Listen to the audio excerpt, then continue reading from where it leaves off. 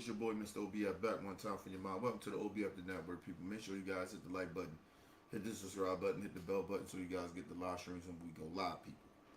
All right, man. Let's do this little quick show, man. I was fucking around with my homeboy and shit at work and shit, man. I supposed to been had my ass home. Uh, fucking with him at the job and shit. I got off kind of late today. It was fucking bullshit. I had somebody bullshit ass route today. But if shit, never mind. Anyway, let's just jump right into it, people. Listen, Coon Tatum. Listen, man, this dude. Listen, you just a self-hating Negro. That's all I'm gonna say. You hate yourself. And if it comes down to the point of you, let's just get into listen to what he said. Listen, my honest opinion, I believe he's lying. My honest opinion, he's lying about what he get ready to say. But let's listen to this. Check it out. Grew up in multiple areas. I went to school at Dunbar High School. Paulins Dunbar, named after famous black poet Paulins Dunbar. But I went to Paulins Dunbar High School, which was right in Stop 6. We lived in Eastwood, which was down the street with my grandma for a couple years. And it wasn't that we needed to, we had to. My daddy was in my life. My mama was good. Like, we weren't poor or anything. It just so happened that we lived in those areas. One reason I went to Dunbar was because we wanted to excel in sports. And so we ended up transferring from Crowley to Dunbar. I lived in a lot of different areas, man. We lived in middle class areas. We lived in poor areas. I had a very diverse upbringing. I don't know if you know this or not, but First of all, now I don't know too much about that area he talking about, and you gotta understand, Brandon Tatum is 40-something years old, so he grew up back in the day of the years I grew up.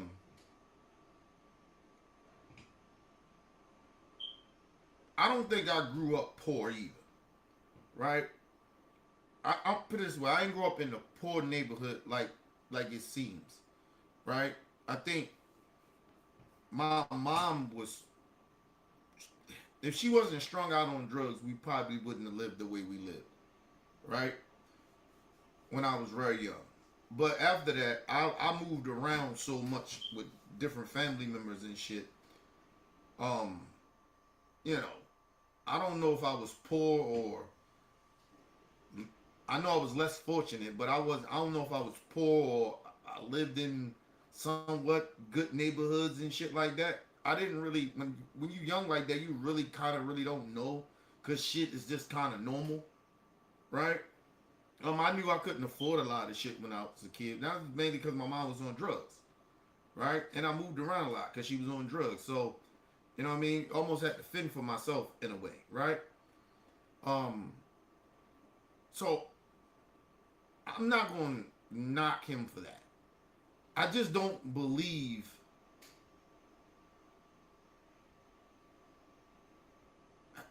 you'll hear what he says that what's really going to bother me. Like, I really genuinely don't believe this dude. Not that part of it, what he just said.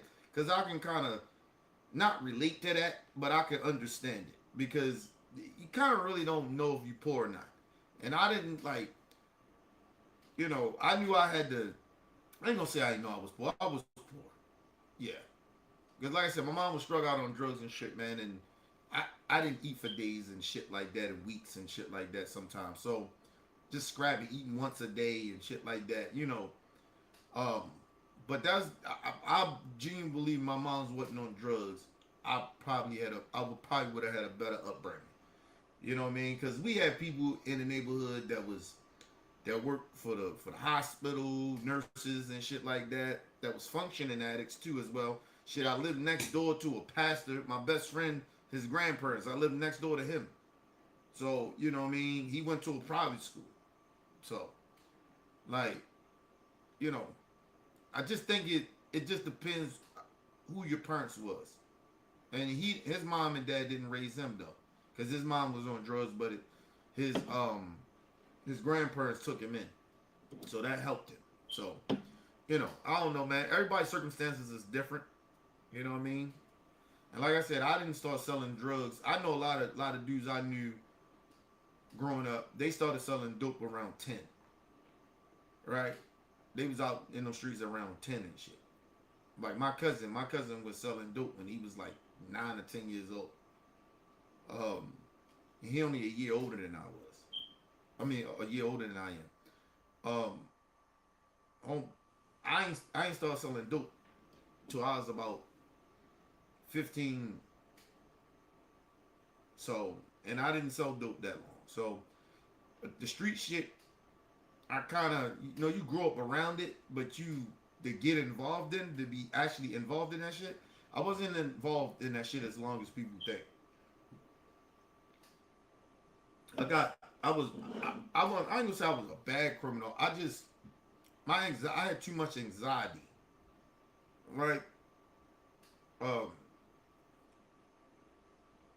you can even say I was scary in a way, right? I always feared going to jail. You hear stories, you get uncles and shit come home, big homies and shit that come home, and they telling you about shit. You don't want to go to jail, so you know. And then I did wind up getting locked up in the juvenile detention center before I even started selling dope. So you know, that was before I even got in the game. But it is what it is.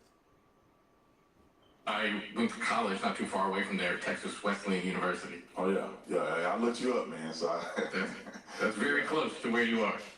yeah. Was so before this 2008 that you were just referring to, would you have identified as a Democrat before that? Yeah, I identified as a Democrat, but I wasn't really into politics. It's just growing up black, you're a Democrat. Republicans are racist white people. That's what was, internalized in me as I was growing up. And so that's how I felt. But then so if that's the case, like I really genuinely want to know what Brandon Tatum parents think of him now. My honest opinion, and family members of his.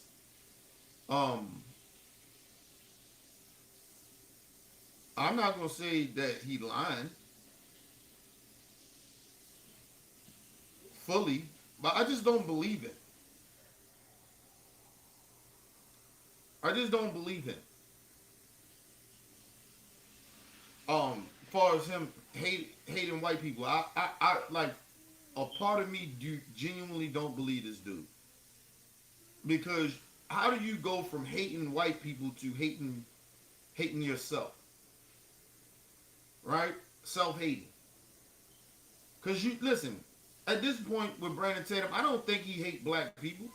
I think he hate being black, but I don't think he hate black people because you can't hate black people when you don't hang around black people. You're not married to a black woman. Every time we see Brandon Tatum, he's not with black people. He had the little black Republican thing that he was with, the little group that they had, Candace Owens and them, they all had, and he doesn't be a part of that shit anymore.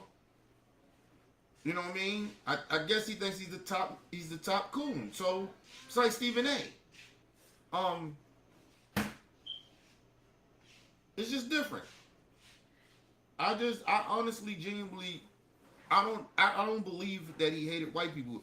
You cannot come from hating white people, right, to all of a sudden hating black people. Or at least pretending that you don't hate black people. I mean, you call it whatever you want to call it, but I just don't see that. I don't believe that. But anyway, let's move on. Let's go back a little bit. Republicans are racist white people. That's what was, internalized in me as I was growing up. And so that's how I felt. But then I didn't vote. I wasn't really involved as much. It wasn't until I got to college and I became a cop that I started really thinking like, I need to vote. I need to be a productive member of society. Black people die for the right to vote.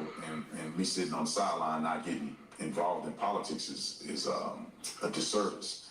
So that's pretty much how I started to vote and get involved. Was there a particular moment, or was it an evolution where you were just like, the Republican ideals seem to be more in line with me and who I am? Well, it was an evolution because I grew up, and I would say when I was growing up, I was racist. I didn't really like white people like that. We never was around white people. First of all, let me explain something to y'all what racism is. You can't be, number one, black Americans can't be racist. You can be hateful, you can be bigoted, but you can't be racist. You don't have the power to be racist. Just like he said. See, this is how stupid he sounds. Talking about, oh, I was racist, right? Because you grew up around a whole bunch of black people that didn't like white people, that didn't hang around white people. How you gonna hate something you don't hang around? Now, it could be taught that white people shouldn't be trusted, but who was your parents and who the people that you hung around in the community, your community, that the black people that taught you to hate white people? I grew up in an all-black neighborhood. Damn near majority of my life. Right? Probably half of my life. Right? Listen, especially growing up, I didn't hate white people. How would I hate white people and I don't hang around them? I had some white teachers here and there, but I didn't hang around white people to hate white people. And my mom, even though she was on drugs, you had a two-parent home, and these people taught you how to hate white people.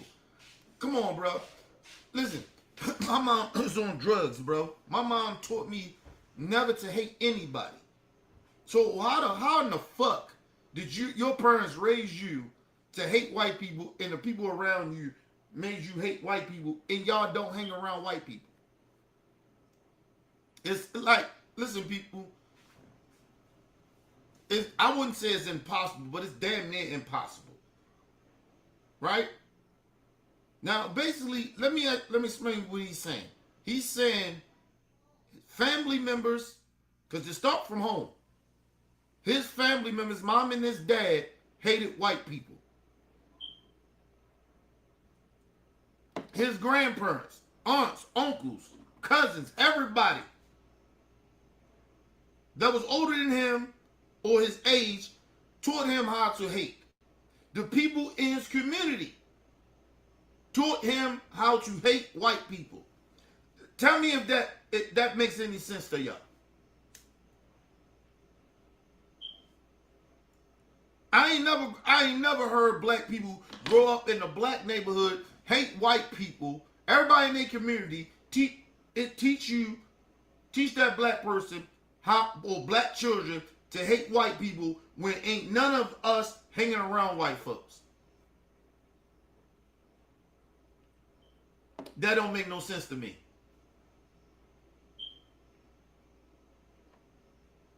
I experienced racism from white people probably when I was about 6 or 7, maybe.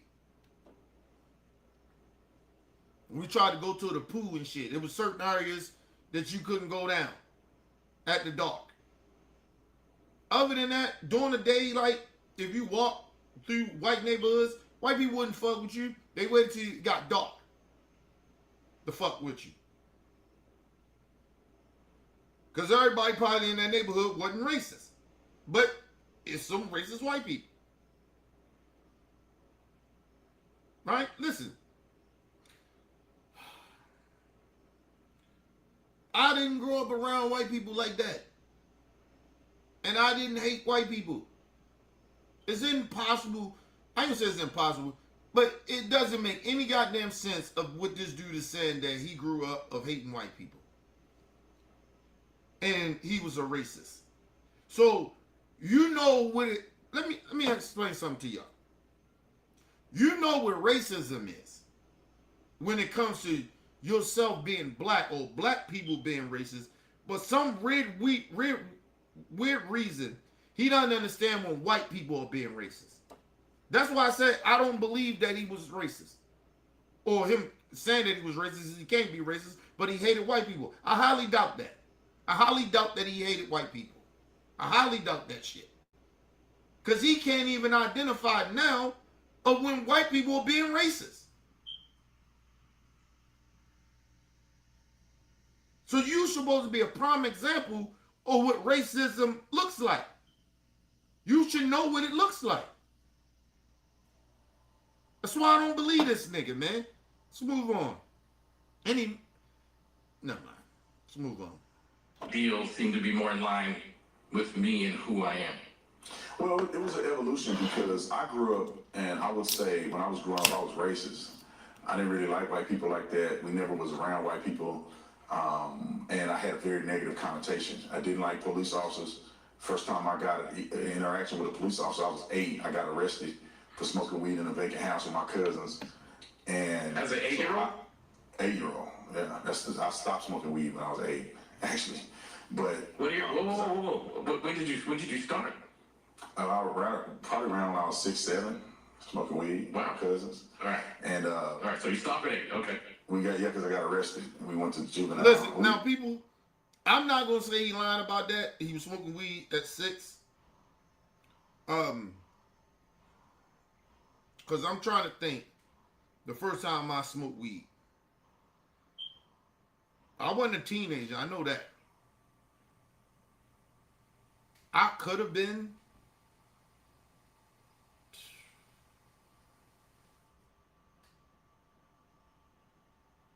I might have been 9, maybe 10. But I drank alcohol. I drank beer. My aunt used to like a ritual. She used to, like, when you was a baby, if my aunt had you, and she had you, and she, drinking, because my aunts, they used to party on my dad's side. They used to party like a motherfucker. On my mom's side too, but I only remember my aunts on my dad's side. My dad's side of the family really partying like that, right?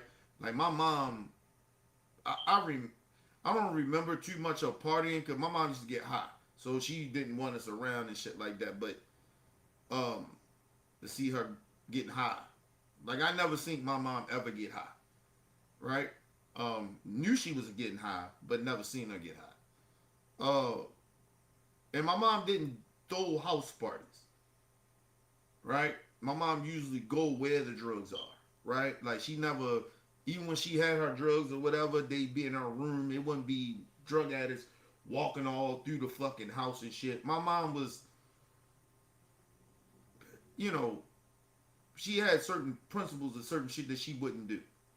But hanging around with like my aunts and shit like that, aunts and uncles on my dad's side of the family, they got high a lot. I mean, they got high and they got drunk a lot. I was in those parties. Like, I seen the shit. But when I was a baby, my aunt let me sip her beer, right?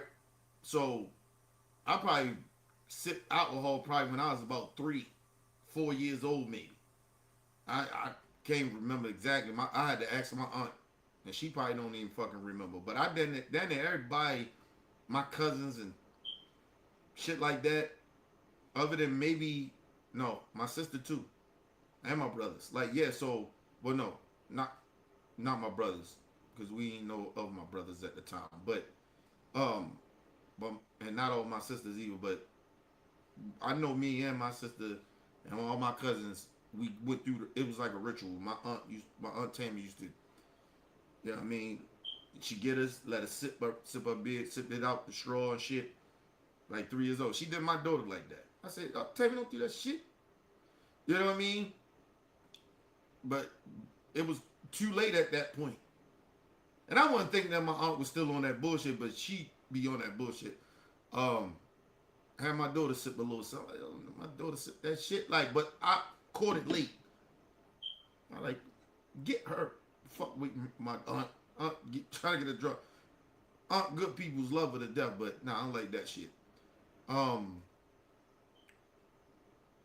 So yeah, I probably was like 3 or 4 years old when I first sipped beer. And it wasn't because I wanted to, aunt did the shit, but yeah, uh, smoking weed. I'm not shocked about that. I'm 6. I'm not shocked about that. Shit. I mean, none of my none of my homies that I grew up with, we smoked weed around that age. We didn't because we've been knowing each other since elementary school. So 6, 7 years now. I think maybe when I first started smoking weed, I hit weed the first time was probably with my cousin. And my cousin, I told you, he a year older than me, and he was already in the streets and shit. Probably when he was like 9. So it might have been 8, but yeah, he was out there already, and so I smoked weed with him for the first time. That was the first time I ever smoked weed. So and he was 9.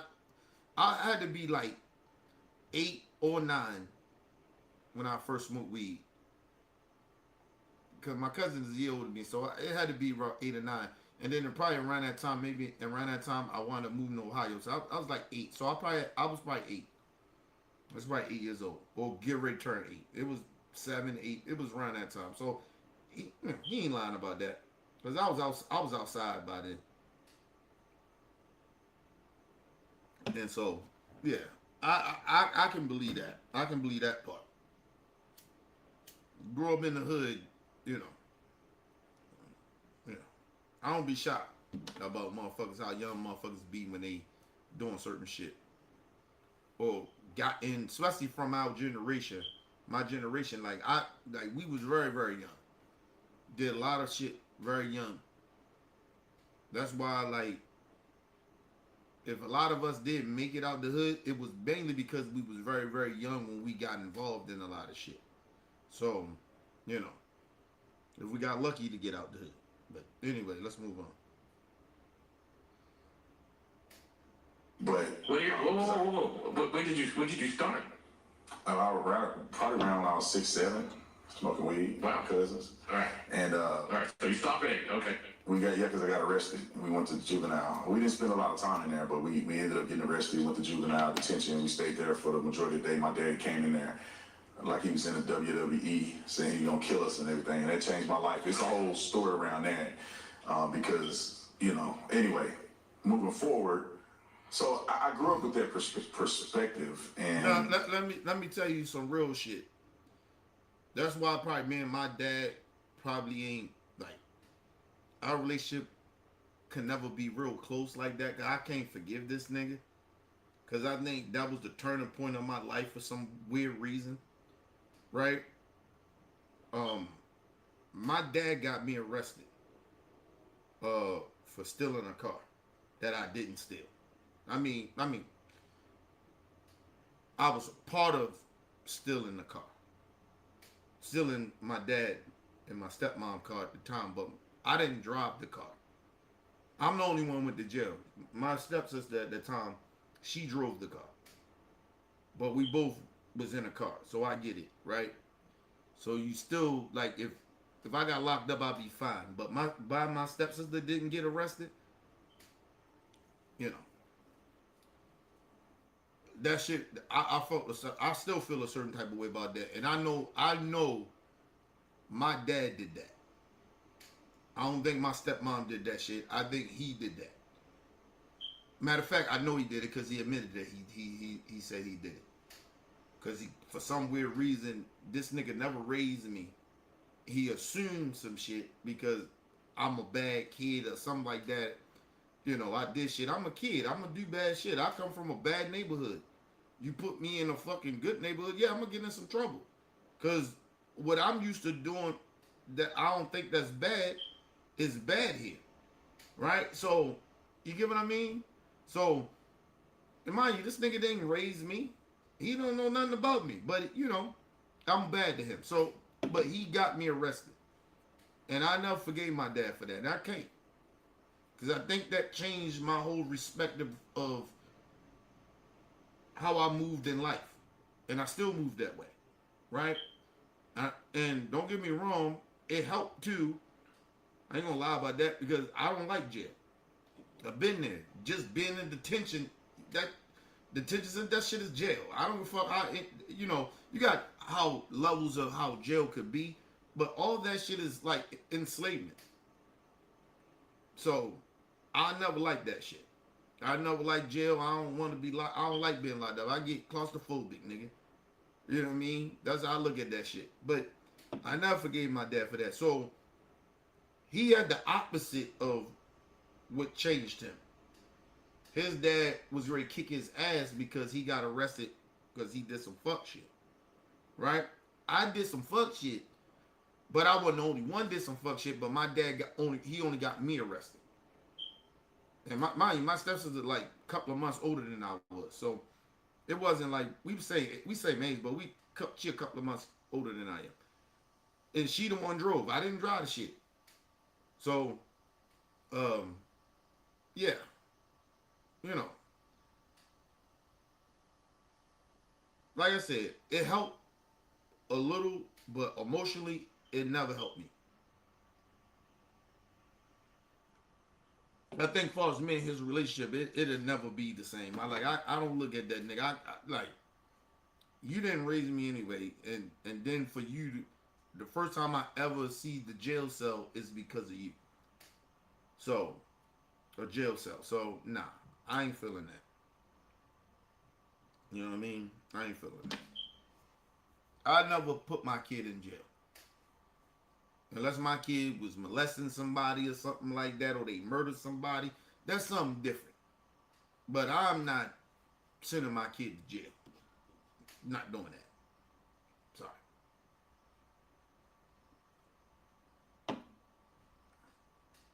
But anyway, let's move on. And everything, and that changed my life. It's a whole story around that because, you know, anyway, moving forward. So I grew up with that perspective, and when I left high school, went to college, I had an opportunity to be around white people in real life, and I realized that, wait a minute, I don't think white people are as racist or as punitive towards black people. It appears to me when I was in college, they didn't care. It was a non-starter of racism when I went to the University of Arizona. It was nothing there, and so I began to realize, whoa, the world is bigger. Things are much. First of all, he's a goddamn liar. He's a liar. Shout out to my brother Game in the building. What up, Game? First of all, he's a liar. That's why I said I don't believe this nigga. See, as far as this story is what I don't believe. And the reason I don't believe this is that he went to Arizona State. Listen, people, they ain't nothing but white folks. Especially back when he was going to college. And let me put it this way too as well. He was an athlete. So, yeah, he might not have seen as much racism, but he's seen racism.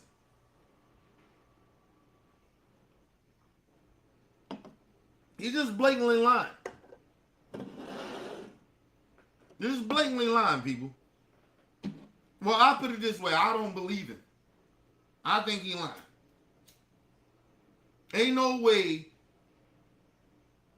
you go to Arizona State where there's majority white people go to that goddamn school. You are a student athlete.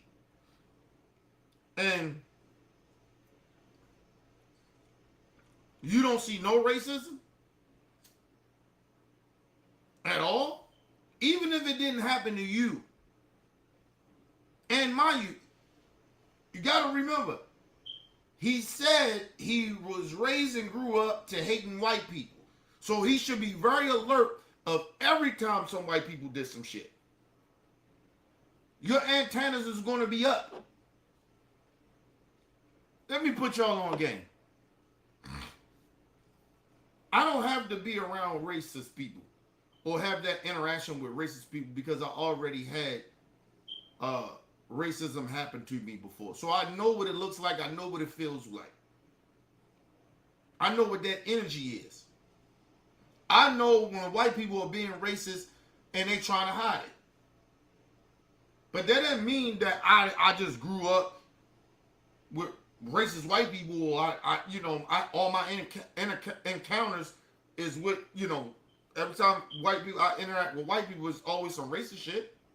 No, I've been around enough white people where they can get racist, and they don't even know they racist. They being racist.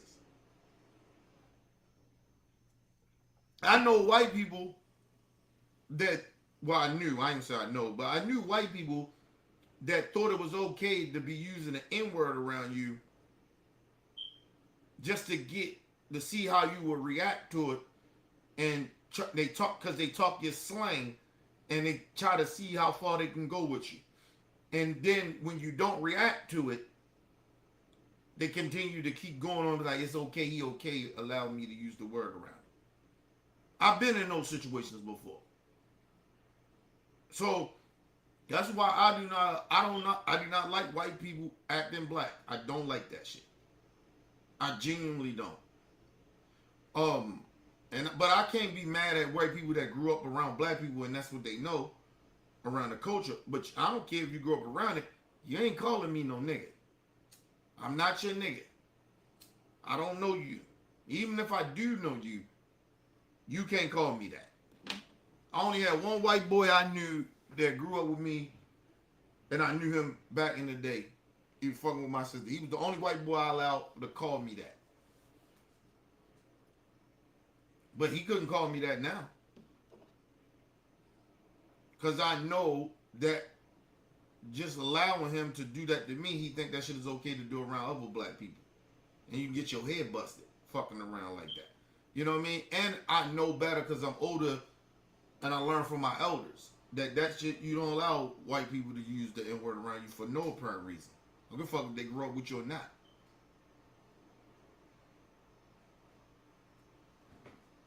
I had conversations with elderly people tell me try not to use the word around them because that makes them feel like they start getting comfortable. Not even just using the N-word, start trying to act black. And they start trying to act black to the point where it's insulting. So, like, I just don't understand how this dude goes from growing up racist, black people teaching him how to hate white people and be racist, right? I'm going by his own words. And then somehow he goes off to college and it was a non-starter. It was no racism at all going on. But you going to college on a high alert of racism. You looking for racism and you didn't see it at all?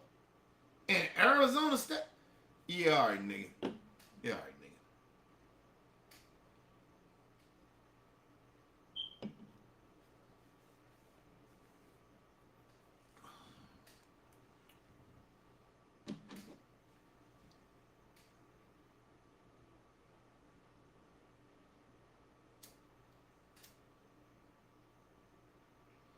Listen. Shout out to my little brother LT. Oh, I ain't shocked about that shit. I ain't shocked about none of that. Listen, I believe Carmelo Anthony, he got railroaded in that trial. That trial was, number one, it was way too fast for a murder. I'm just being honest, my honest opinion. Shit, look at Lord Dirt shit. And I understand there's money involved in shit like that, but they had money, they had good lawyers. That trial moved way too fast. Right? The investigation, all that shit moved way too fast for me. But, listen, I'm not shocked. I'm not shocked. Like I said, about that case, not to deflect to something else, but listen, that case didn't sit right with me.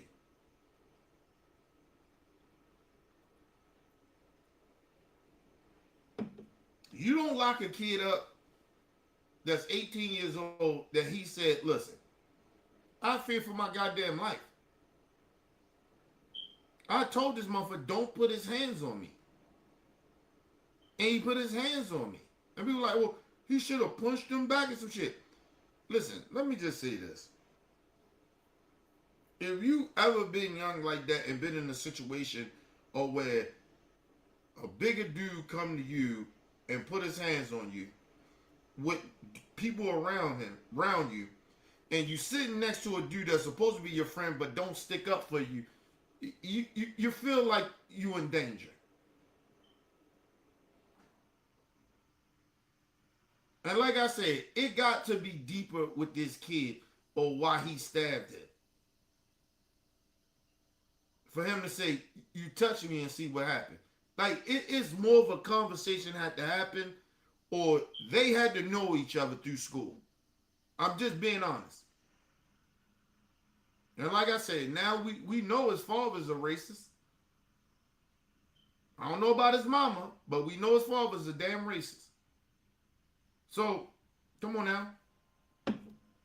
Them kids is probably racist too. But let's move on. Different. I've been in an isolated box, being taught something that I think is not really reality. Don't buy that camera that's going viral to keep burglars away. Do this instead. For only $22 a month, I got a premium home security system. All I did was answer some basic questions. Being taught something that I think is... Hold on. I want y'all to hear this dude. Because this is why I think he's lying. But listen to this again. Of racism when I went to the University of Arizona, it was nothing there. And so I began to realize, whoa, the world is bigger, things are much different. I've been in an isolated box, being taught something that I think is not really reality. He said that I was taught that something wasn't a real reality. But Brandon Tatum,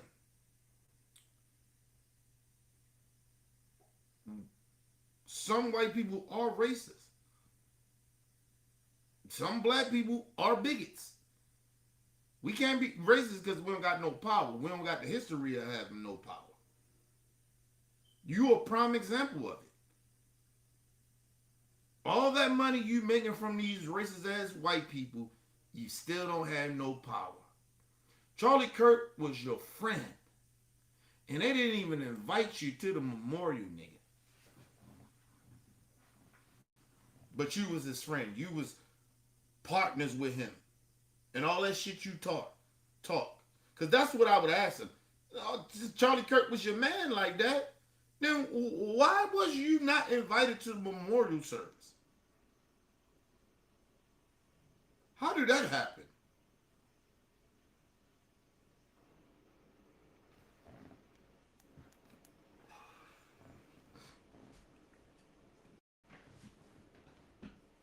Listen, if he was taught to hate all white people, then I get it. But I highly doubt the people in his family and the people in that community taught him how to. They taught him to believe into hating all white people.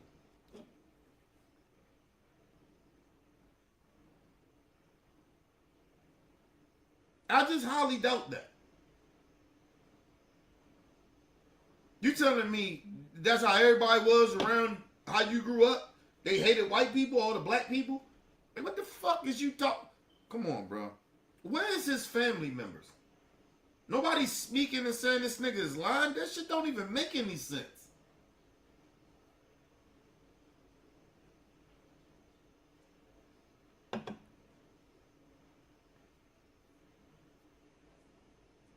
Listen, I believe my dad, still to this day,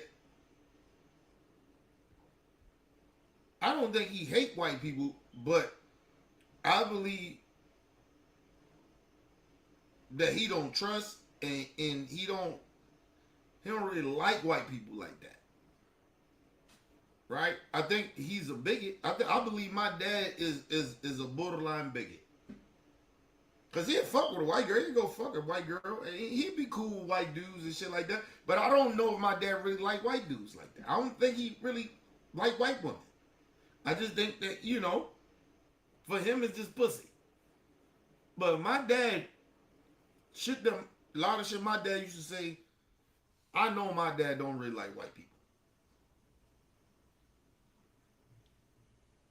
My dad is the type of motherfucker. He type of person that he tolerate. He tolerate them. He tolerates them.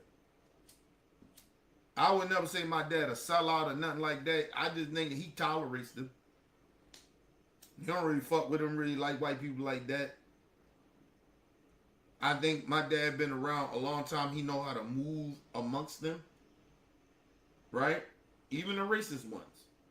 Right? But you start saying some real slick shit out your white person say some slick shit out their mouth. Like to my dad or to the family members and some shit like my dad turned into a whole nother dude, man. Seriously, my dad turned into the old street nigga he used to be back in the day. I ain't even gonna lie to you. My dad don't listen. He don't like white people. I know that. I know I ain't gonna say he don't like all white people, but I know it's very possible my dad don't like all. It's very possible he don't like all. He don't like all white people. He don't. He really do not like them all. It's very possible he don't like them all. My dad, I think he tolerates them. He tolerates white people. And like I said, my dad and them grew up in a different type of generation back in the day. So I'm not saying that he ain't grew up around people that didn't like white people, right? Black folks in the community or family members. I'm not saying that, but to hate white people, nah.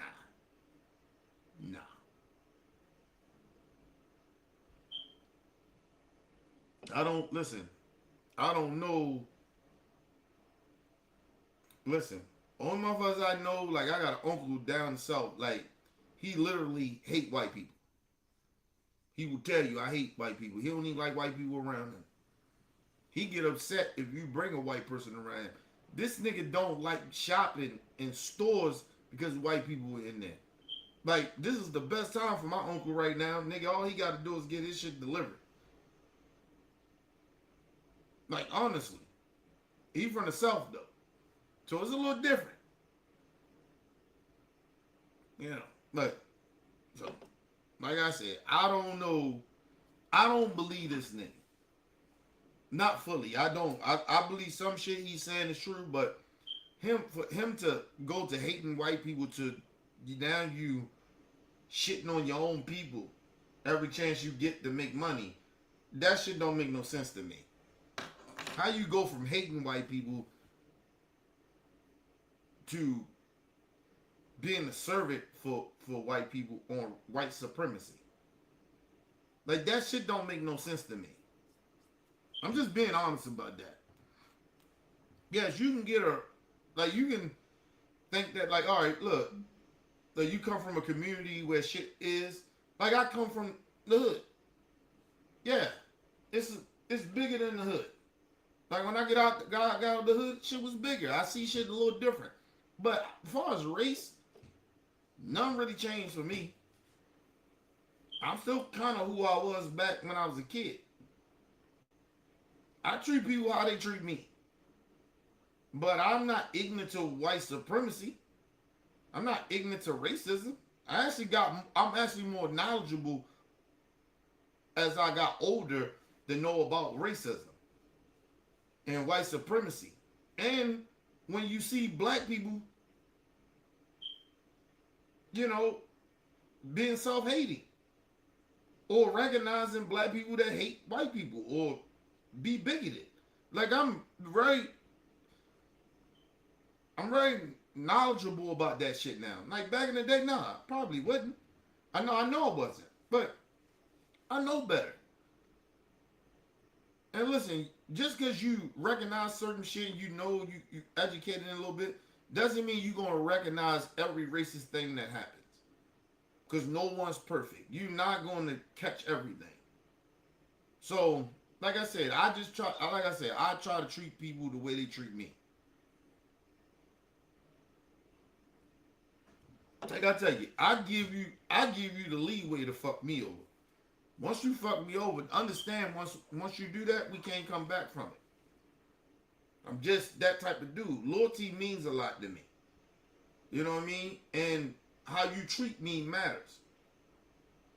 Because that's not my intention. My interaction with you was never to prejudge you.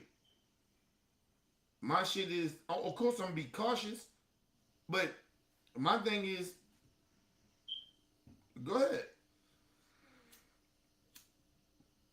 That's a listen. My wife used to she used to say this to me all the time. She said I'm way too open to people.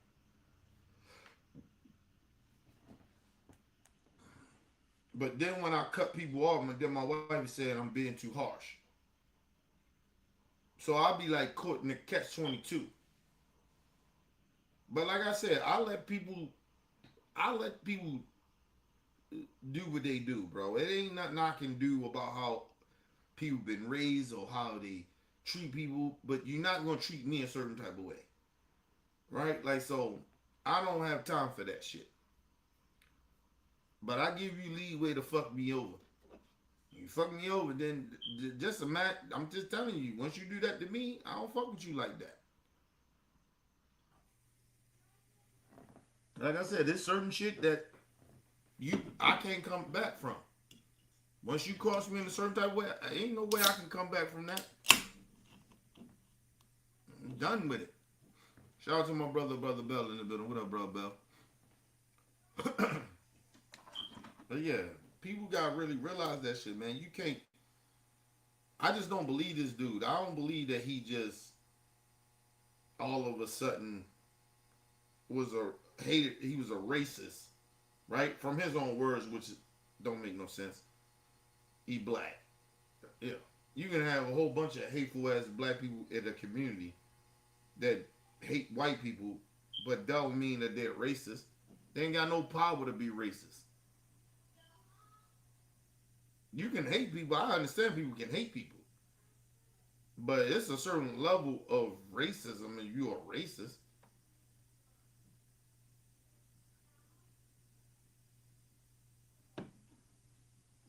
And there's levels of racism too. Like people act like they don't understand that. But anyway, let's move on.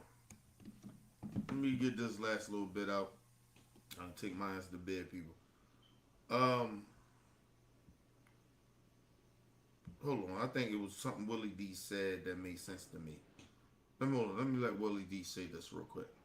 Stop right there, fam. So here's the deal. This shows you how slow Tatum is. He went to the University of Arizona, a PWI school. White girls are all over him. That's what happened. White girls got on him because he was an athlete. You go to any PWI, and that's what you're gonna find. White girls dating black guys who look like they might make it to the next level. So they're trying to secure the bag. Now, let me say this too. Back in the day, what Willie D is saying now, I would disagree. I just think, when you go to college, back in the day when black people made it through college, and you went to certain colleges where it was majority white girls, and a lot of black dudes ain't been around a lot of white girls, and white girls treat you a little different than black women did. You fall for them, right? It's not that now. Now I understand what he's saying, because he's talking about back in the day. And it's a part of what I'm saying is still relevant to this day. But I just listen, honestly, a lot of young black dudes that's going to college now, listen, some of the sluttiest women in college right now is white girls. They are on, especially if you're a student athlete. Them white girls, they might not have had sex with a black dude. Right? They might come from the whitest fucking town and come on, man. Them white girls be throwing that pussy. And and I want to be very honest about this. A lot of them white girls ain't really that damn bright. They really ain't that they mediocre white girls. They mediocre. A lot of them mediocre, and they ain't working as probably twice as hard as the black women that's there, because they most like a lot of them probably there for on scholarship. A lot of them white girls are not there on scholarship, so they're not working as hard. So you got that dynamic of that. So a lot of young black men are going to these colleges and they are interacting with these white girls. And it's not like they ain't fuck no white girls or nothing like that. They just may not have the experience of so many white girls that's throwing pussy at them. And the white girls are on the black athletes, especially in some of these majority white schools, more than the black women. That's why y'all see a lot of these black athletes coming out with these white girls. Even though our black women are most educated, where a lot of our brothers are, they are in those white schools. And they're not interacting with them black women like that. They're not interacting with them black sisters like that. And mind you, you gotta understand something too. Just imagine some of these black Negroes, young black Negroes that do come from these our communities that don't have this interaction with them white girls like that, right? And don't have the, I would say, not just the interaction, but just the opportunity to fuck with these chicks, right? Because you come from a whole nother community, right? And then you go off, now you this big star. You somebody. Like you somebody from your hood, but it's different when you go to college. And motherfuckers know who you are. And them white girls, they flock you. Matter of fact, the boosters sick them white girls on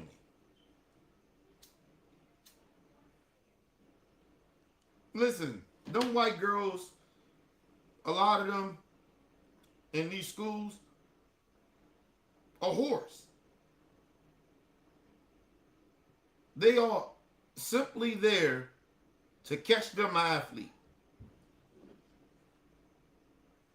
That's just real talk.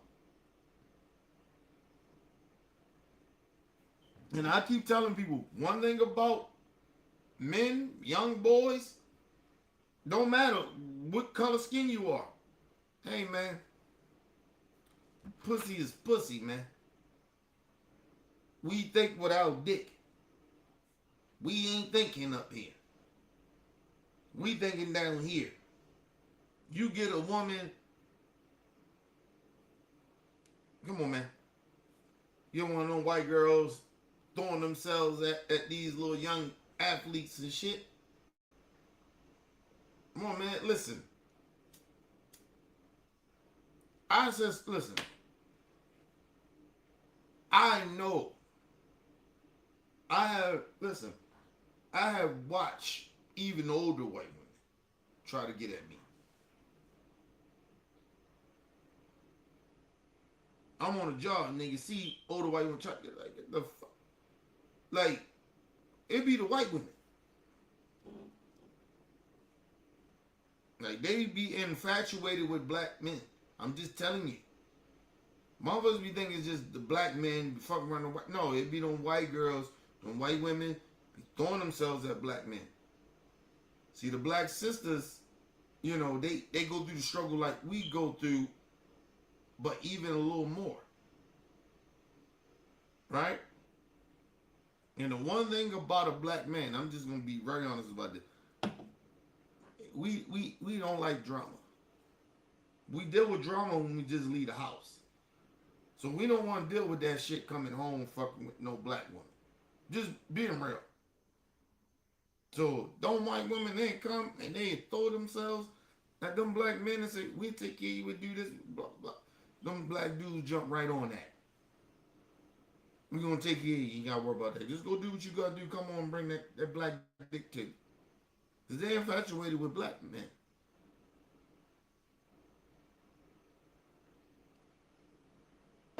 And the one thing about a white woman, if she find her a good black dude,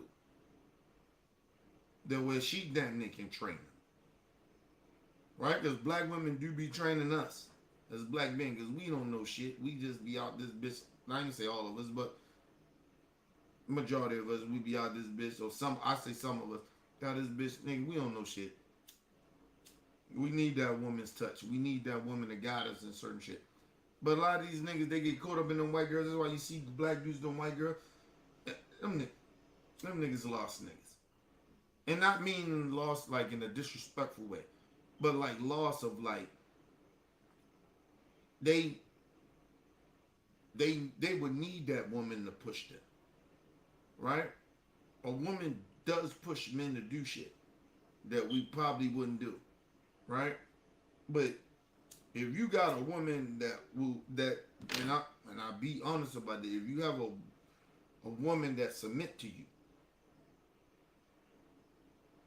right, to the point that where like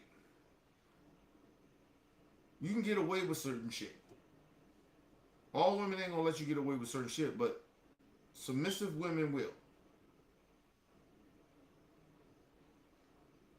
And that's why you see a lot of these black athletes fucking with them white girls. Because they've been raised like that. They've been watching their moms and generations of their aunts and shit. Cousins. Older cousins and shit. Older sisters submit to men. So they're being taught that. So when they go out and they get a black dude, yeah, it might go against the grain. But he a good black dude. Right? He's somebody. So when she say, well, I can bring him home. He's beneficial because he's gonna bring home millions to the family, not just for her, to the family. And that's why you see a lot of black women, even some black men like me, be like, nigga, what's up? What you doing, bro? Like for me, I'll be like, you niggas ain't learned, huh? But to see black women hate that shit and don't like that shit, that's why. Because, nigga, if you gonna let somebody play you, let the black woman play you. You're one of these black holes. But you let the white women, come on now. And they're much more smarter, too. Than white women. They smarter. Because they know that you bring this black nigga, he gonna take care of that, his in-laws, her family.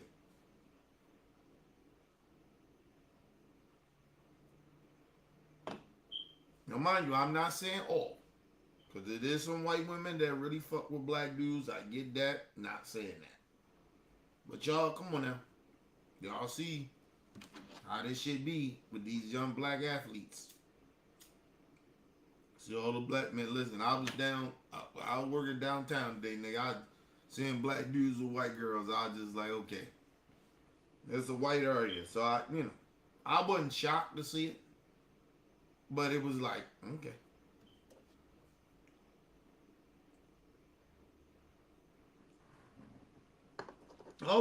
People always ask me like would I be in a relationship with a white girl if I wasn't married or whatever. No, not at my age, no. Now maybe probably if I was younger. Maybe. But nah. Couldn't do it. Listen, it'd be 0.000.1 that could happen. Right? Because you can't say never. You can't say never. You ain't not finished 100%. But she had to really be like a real down to earth black white chick. Like seriously, like she had to be on some. She had to be on some moral principle type shit I'm on. You get what I mean? She got to be on some black empowerment type shit. Like she just had to be a special white woman. That's all I'm saying. To have sex with him? Yeah. Come on, man. It's just pussy's pussy. Fuck we talking about here. But anyway. But that's what happened to Brandon Tatum, nigga. You can't go from being, and I agree with Willie D, you can't go from being, nigga, you a racist, you hate white people, then you, from high school, and then you go to college, and then all of a sudden you don't see no racism in college? In Arizona State, nigga? In Arizona? You ain't no racism, you see nothing. Okay, nigga. Whatever. These niggas, they just be lying, bro. Give me 1 second, y'all. Before the bag is secured, they're also living out their fantasies of having sex with black men. Many of them are being defiant. When they go to college, they say, oh, I've been raised like this all this time, and now I got some freedom. My daddy don't know where I'm at all the time. Mama don't know where I'm at. They don't know who I'm with, who I'm hanging out with. They don't know who in this dorm room. They in that dorm room getting the brakes beat out of that thing. Now, mind you, the white girls that I did fuck with, it wasn't like I probably fucked with 2 white girls, like literally had sex with. Right? No, 3. It was 3. No, 2. Yeah, it was 2. I think, yeah, 2. 2. Yeah, it was 2 white chicks. Now, I had sex with so many fucking chicks, man. But 2 white chicks I've had sex with. That was never my experience. Right? That, like, how white girls are, like, being infatuated with black dudes, yes. But not to the point of what Willie D said. Because these chicks was in the neighborhood. Like you know what I mean? The one chick, she hung around black dudes. Right? Both of them. Right? And they was into black dudes. That's, you know what I mean? Because they hung around that. Right? I think one of the one chicks, I don't think she ever had sex at that time, had sex with a white dude before. So, like, it never was been my experience to fuck with a white chick that I fuck with. Was never that. Like they I mean, you could be a little infatuated, but not to that extreme. Not what Willie D is saying. And I understand what he's saying because I get it. I knew white girls like that, but I ain't no fuck with them. I ain't like white girls like that. I could have had sex with so many fucking white girls. I turned a lot of white girls down. Cause you seen the infatuation what he's talking about. You could see it. You could feel that shit. But and a lot of times I was sober too. Like probably if I was drunk, like all the 2 white girls that I fucked with, I was drunk and high. So I might have not fucked with them if I was sober.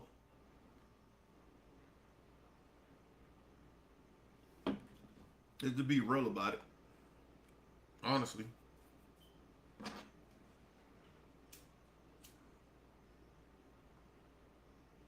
Because white girls, the one thing about white girls, when they around black people, the ones I'm talking about, and they grew around black people, there's an infatuation there, but it's not as deep like that. Right? It almost, they feel attracted to you. Right? Not on no infatuation shit in a way. Like the ones I've had sex with, because they hung around black dudes all the time. I know they probably fuck, you know, different black dudes, look different and shit like that. You know what I mean? Probably better good looking than me.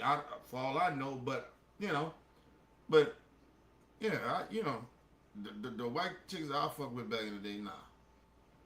Yeah, of course they're a little infatuated, but it's almost they grew up around it. Like that was the two white girls I fuck with. But I did not fuck white girls when I was sober. Like I didn't fuck a lot of white chicks because I was sober, and I was like, nah. Because you see that they are infatuated with you. Like, nah, I don't like. And plus, I don't. I'm tell you on real talk.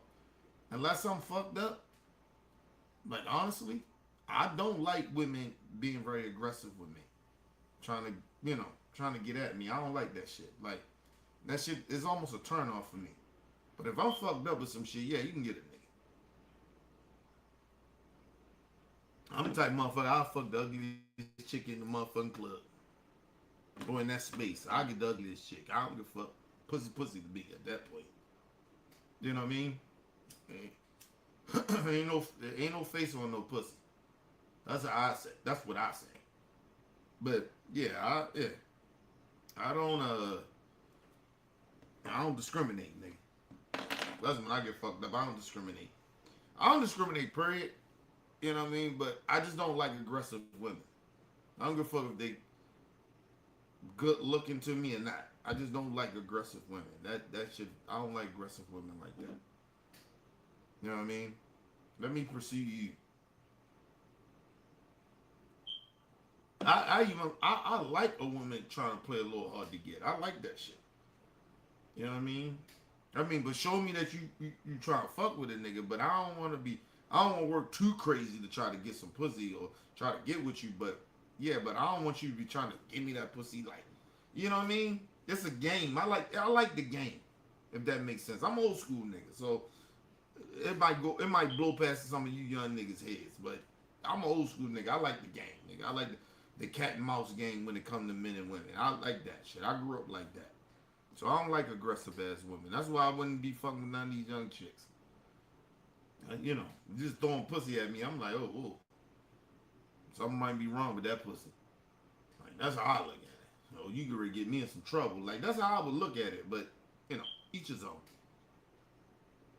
But let's get into this Bill Maher shit. Him and Hunter Biden, they go at it. But like I said, at this point, I don't trust anything that comes out of Bill Maher's mouth. But it is what it is, People still continue to go on his show. Shout out. Oh, R.I.P. to Eddie Kane Jr. If you don't know what I'm talking about, nigga, we're talking about the 5 Heartbeats. Shout out to Eddie Kane Jr. He passed away today. He was 70 years old, man. I think it was yesterday or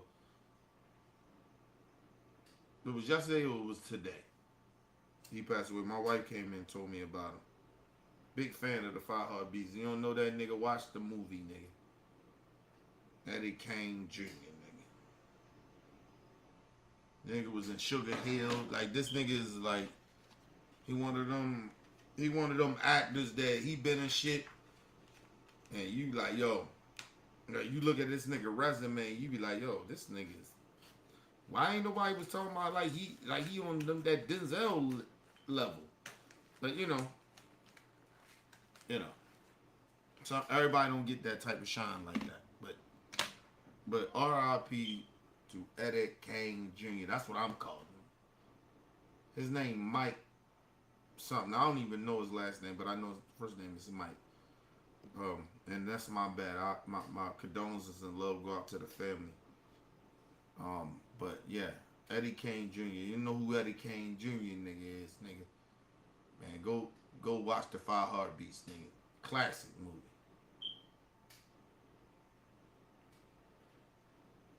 And I'll put it this way. You can't be black and don't know about the 5 Heartbeats. Come on, man. What we talking about here? You young niggas can't be on the internet making memes using the 5 Heartbeats and never watch the damn movie and don't know what it is. You niggas, yeah. Listen, I tell all you young niggas, grow the fuck up, man. Start researching. Do listen. I know y'all into y'all new shit, but the old shit made y'all new shit. You know what I mean? Come on, man. That's the reason the new shit even exists. Because of the old shit. Anyway. I have to sometimes I gotta go back and look at some shit back in the day to keep you know what I mean? Keep my mind right. Remember what my ancestors did. People that came before me. So you young niggas gotta start doing that. But anyway, let's move on. Hunter Biden narrative. Take a look. When my dad was president, I didn't do any business. I sold paintings. And I sold paintings to people that then had to testify before Congress under oath. But would you have been working for an energy company out of Ukraine? Was that really the thing you studied in school? A lot of privilege comes from that. And I don't deny that. And also a target on your back. I taught at Georgetown University's master's program in the School of Foreign Service. I served on a dozen boards. I went to Yale Law School. I worked for Boyce Schiller Flexner. When I took that role, I was the chairman of the board of the U.S. UN World Food Program at that time, which serves 70 million people in 82 different countries. It's the largest humanitarian organization in the world. I was chairman of the board, or vice chairman of the board of Amtrak. None of what happened that they have created in spun out. And you know what's so bad? Like, at least Hunter Biden admitting that, yeah, I got put in that shit over privilege. Right? Even white privilege, you want to look at it in that way. Listen, let me just be very, very honest about this, man. Right? Look, I got two of my godkids going to a private school. Right? And my daughter, they all going to the same school, start Monday. Oh, man. It's a little privilege, man. Little privilege. Little privilege. Come on, man. And they was going to two of them was going to a public school. My daughter, she went to a public school last year. That's because she wanted to go. We didn't make her go. They told her she had to go. No, she wanted to go. Now, there wasn't nothing wrong with the public school like that. I mean, there was little things in there. I had to tell her, don't let people talk to you, you know what I mean? They say something about you, say that shit back. Like, she got I felt she got a little bullied. But, that shit can happen in this private school. Right? Like, bullying is bullying. Right? But my daughter's so fucking...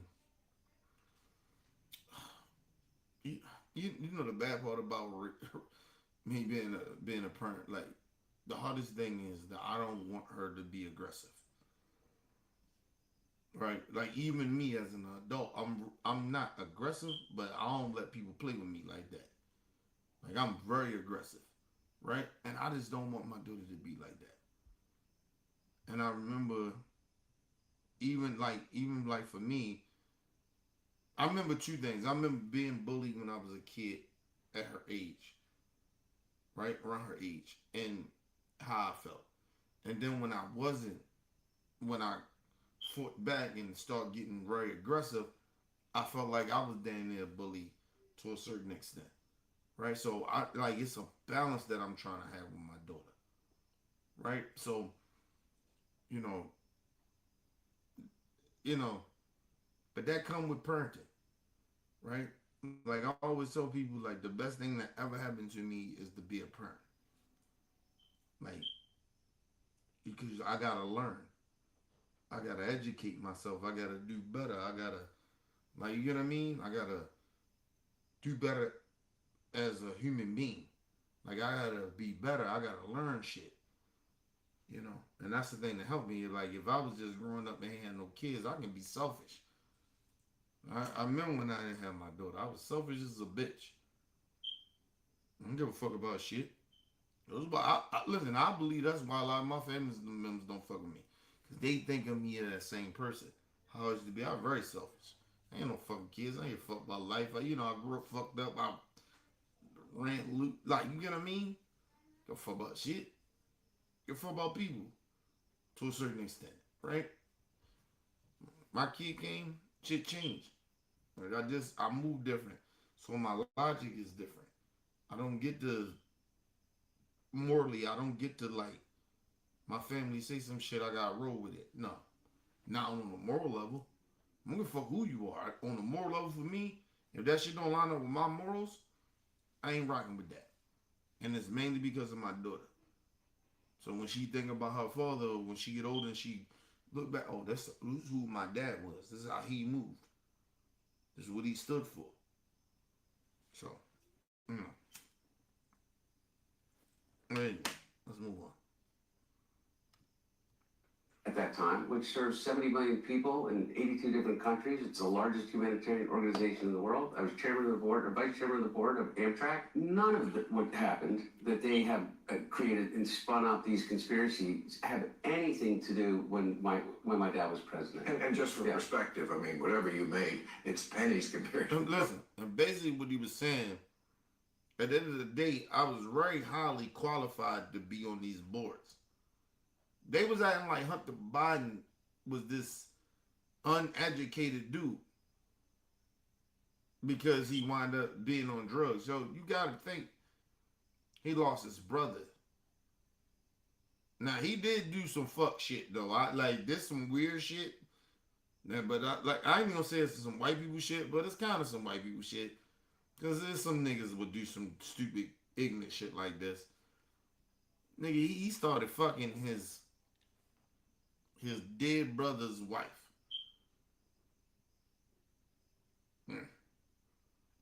I got more of a problem with that than I got a problem with Hunter Biden being on some boards and shit. Like, you get what I mean? Like, nigga, you fucked your dead brother's wife? No.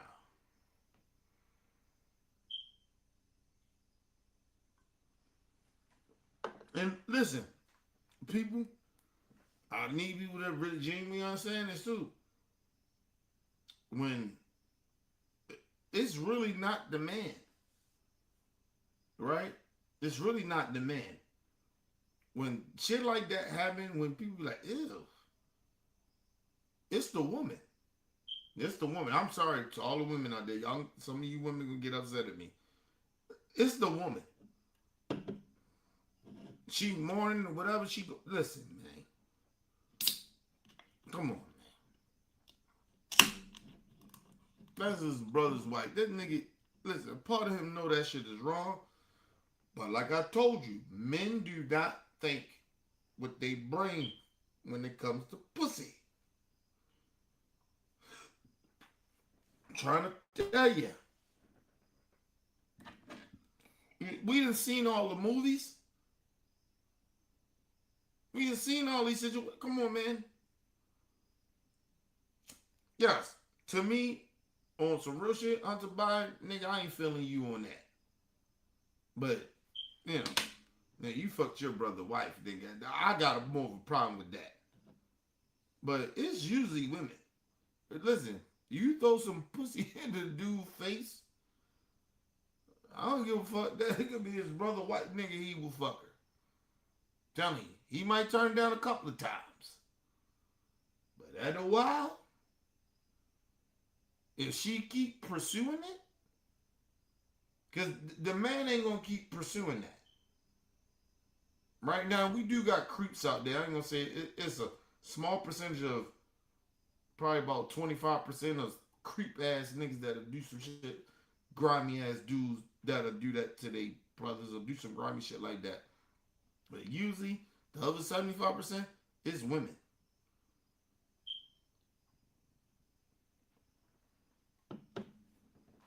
You don't be having sex with no motherfucking your dead husband, brother. Who the fuck does that? Everybody kept trying to blame him. But what about the wife? What about the brother's wife? Why was she? And all she would say, you know, we and she'd come out with the woman would come out with some emotional shit. You know, I was broken and it was a bad time. Well, it was a bad time. It was his brother. But ain't nobody gonna look at it like that because he a man. But I'm telling you, for him, for Hunter Biden to even had a chance to fuck his brother's widow, nigga, it ain't got nothing to do with him. That shit had something to do with his brother's widow. She was opening the door and that shit. And you can call it emotion, you can call it whatever you want. But he ain't getting that pussy unless she allowing it. I'm just telling you that. Sorry.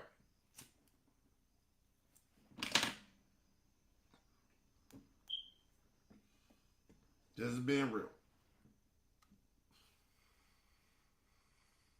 Now, let me be real about this. I ain't gonna shit on the widow like that. Everybody has different ways they grieve. It just is what it is. But you can't have you can't have a relationship with your dead husband's brother. Like, that's some weird shit. That's some shit white people do. Like, that's some weird shit to me. I'm just being real, but you know, it is what it is. Let's move on. At that time, which serves 70 million people in 82 different countries. It's the largest humanitarian organization in the world. I was chairman of the board, or vice chairman of the board of Amtrak. None of what happened that they have created and spun out these conspiracies have anything to do when my dad was president. And just for perspective, I mean, whatever you made, it's pennies compared to what Not Don even Jr. is making. fraction of a penny. I mean, billions. Okay, so I thought that was excellent, right? Again, Bill Maher has become too friendly to this idea that, come on, what you did was super wrong, this is corrupt, this is nepotism. I certainly agree that there's nepotism there, that Hunter Biden did benefit. Listen, nepotism is not corrupt. I just want people to understand that. Listen, we do nepotism all the time. I'm doing nepotism. I do it every day with my kid. And my god kids and shit like that. Nigga, you think I'm not going to vouch for them? If I can put them in a better situation? Nieces and nephews, like, what the fuck are we talking about here? Shit, my brother-in-law, nigga, nepotism. His job, he just got nepotism. Fuck we talking about here? Listen, nepotism is not wrong. But if you doing on a race-based type of thing, then yes, nepotism can be bad. Right? Like, if I got some white friends, some people that ain't black or whatever, yeah, oh, shit, I got you, bro. Put you up in there. Yeah, I can get you up in there. Like, nepotism is not totally, like, this horrible thing. It's how you use it. You get what I mean? Like, I told my brother-in-law and shit before he got the job that he got. I told him, nigga, I'll get you up in there where I'm at. I'll get you up in there. I'll get you right up in there. All I gotta do, like, I'm closer to, I ain't gonna say I'm closer to the big boss, but I know the big boss. I'll call the big boss. Big boss, look, hey, man. Need my brother-in-law up in there. You know what I mean? Like, I'm connected in that way. Right? Listen, I put it this way. I noticed once I got older, right? Nepotism is very real. Right? And it doesn't mean just on some white shit. Black people do it all the time. I know I can do it. So when I can do it, oh, I know, hey, man, nepotism ain't, it's not, it's how you use it. Right? But yeah, I'm going to push for people I care about. Come on up in there. Excuse me. Come on. I got you. But I always tell motherfuckers, like, if I get you up in there, you gotta work hard. Now, you fuck up, you get fired. I'm not sticking up for you. You gotta work hard. Now, if you need help, I help you let you know how the job go. See, that's my thing is I always, if I'm gonna do some nepotism, if you don't know what you're doing, yeah, I'm gonna take you under my wing. I'm gonna show you how to do this shit. I'm not just gonna not throw you up in there blind either. Excuse me. Because like I said, I know how to do my job the way I know how to do it.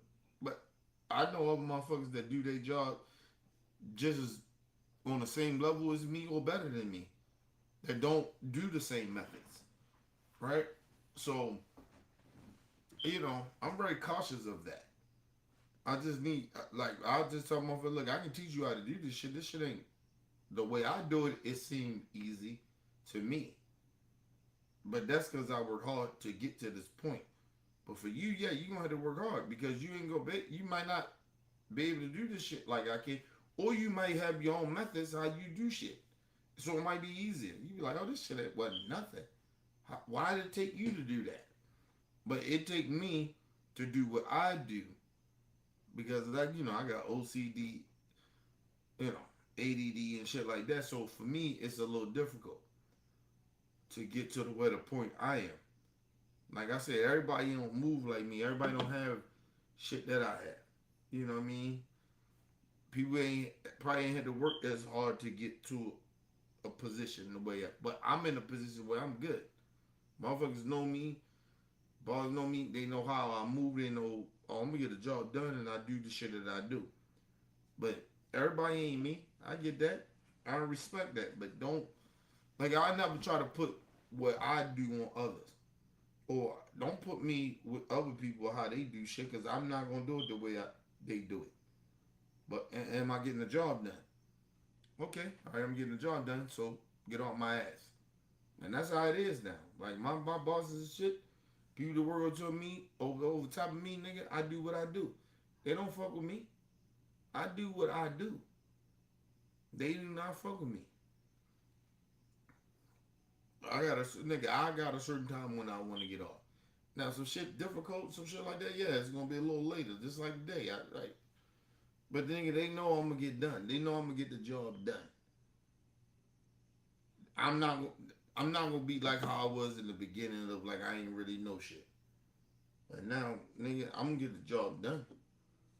They know that for 100% fact. I'm just gonna do it the way I do it. So they just be like, all right, well, Kenny out there, he gonna get back. He gonna be back. He gonna be back before a lot of motherfuckers. But if it's one of them days, it's one of them days. Listen, today was one of those days. I always tell people I never like when all I had today, people, no lie to y'all. All I had today was 113 stops. And I was like, oh, this shit. Like I get a relief sometimes, but then I thought about it. I say, when I go to look at that shit, I said, God damn. Oh, the overflow I had, the multiples, I had all this fucking shit. I was like, yo, hey man. And then when I got to start doing it, I said, yo, it didn't even matter how fast I moved. It just was like, yo, just get this shit off the truck. Like, you know what I mean? That's how much shit I had. And that's how fucking weird this route was. Sometimes you get weird routes like that. I was just like, yo. It was like fucking like. And then you gotta understand, even at 13 stops or 14 stops, I think it was like that. You'd have gave this shit to somebody else that didn't understand how to move or didn't know how to do that area. And even though I had 113 stops, I still had like 350 packages. Right? that's still kind of unusual, right? You usually get around some shit like around 113. You get around 100 and I mean like 200 and you get around like 275 packages, so 250, but 300 and something. Yeah, I knew that was gonna be some bullshit. And then I looked at the route. I was like, oh yo, I ain't even got businesses like that. I ain't even got apartments. I was like, yo, this shit is going to houses. And then the multiples I had multiples. Like you don't, multiples mean you don't, for one stop, you may got 3, 4 houses where they may, for that one stop, maybe be about, shit, what, 11, 12 packages. You know, so you on this side of the street, on that side of the street, and you moving. I was like, yo, a lot of motherfuckers can't handle that. They can't. And so, cause sometimes yo, you can't move like you want to move. Like I couldn't move the way I wanted to move today, so I had to just focus on getting the fucking packages off the fucking truck. You can't count how many stops you got, right? You can't count the time. Like at a certain time, I'm getting 25, 30, 40 stops an hour. Right? I use in 40 minutes, I get about, it depends sometimes, right? In routes, get 30, 40 stops in 40 minutes, right? So, but this route was different. And I was downtown, bro. Downtown is different. I always tell people downtown is different. Downtown Baltimore is different, bro. You not you not moving like that. Like you just kind of gotta go with the flow downtown, bro. And then like where I was at, like, I was on little ass streets and shit, and I'm in a big ass EDV, like big ass truck. EDVs is big, but they smooth, but they big as shit. And you gotta know how to drive them bitches. Going down them little ass streets like that, man. You gotta know how to drive that shit. You gotta know the streets. Like, you know, you might take 5 minutes just to turn to get down the street. That's how fucked up it'd be sometimes. But yeah, man, like it's nepotism everywhere. But anyway, y'all don't hear shit? I cut the volume up.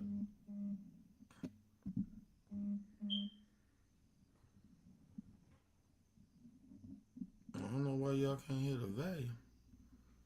I hope y'all hear me better now. Anyway, let's move on.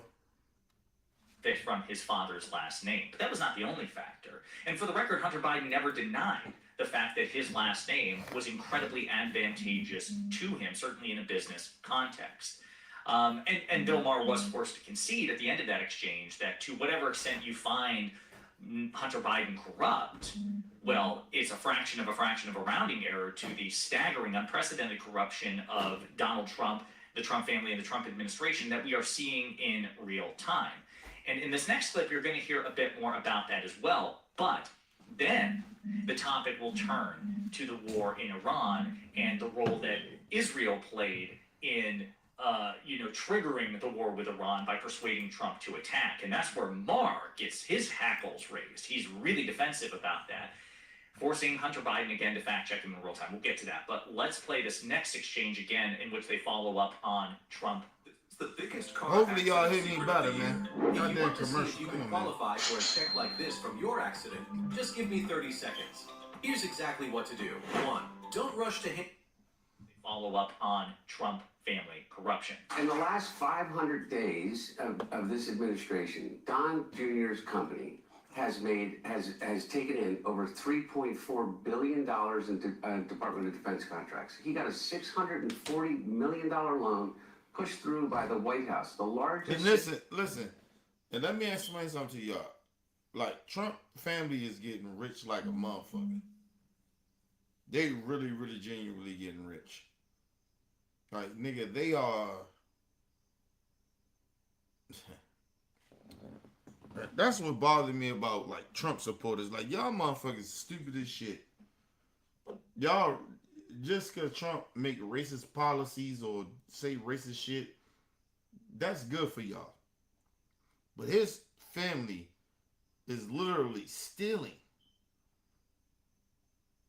Like it ain't a family in the last 100 years that was stealing from the American people like the Trump family has.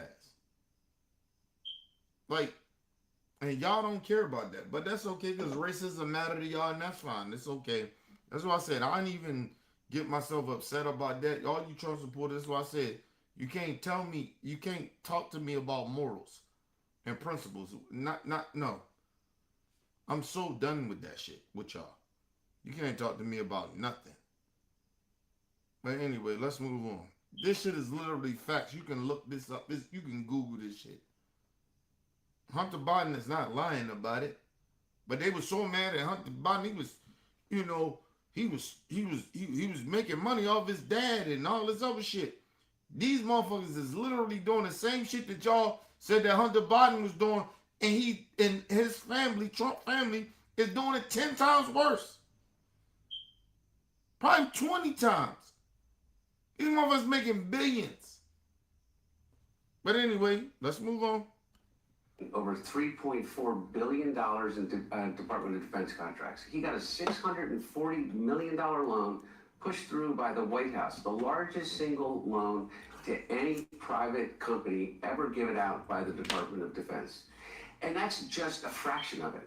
Forget about what they've done with cryptocurrency now, which is a bank in which they are able to go and launder the money. It is an abomination. And mind you, do you understand that Trump could not, his family cannot get a bank but for this to invest or will give them loans? Now all of a sudden they're getting banks, even in the United States and outside of the United States, where they was getting a lot of their bank loans. It's really giving them loans now.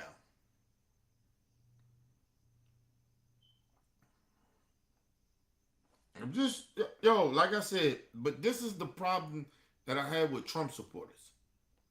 You're not educated in politics. You're not, and politics just doesn't mean policies. You gotta understand where money goes. What we're spending money on. We're more $1 trillion in debt than Biden was. And Biden did 4 years. We're more in $1 trillion debt in Trump and his whole administration this last year and a half. A little over a year and a half. We have spent way more money. We're more in debt. And Trump, y'all don't care about that. But okay, like I said, everything that Trump is doing don't affect me. Not in a way like people think. I don't give a fuck about none of that shit. I've been living okay for a long period of fucking time, nigga. I struggle, I go through some shit, yeah. Financially, yeah. But, okay. And a lot of that come from, never mind. I'll leave that be. Say some shit I ain't got no business saying. Include what Jared is doing and Ivanka are doing. He gets paid over $100 million in fees by the Saudis alone, for a $6.5 billion fund that he controls, which is all Gulf state money. And he is our unelected, unappointed emissary to the Middle East. Okay, so let's stop right there for just a moment, okay?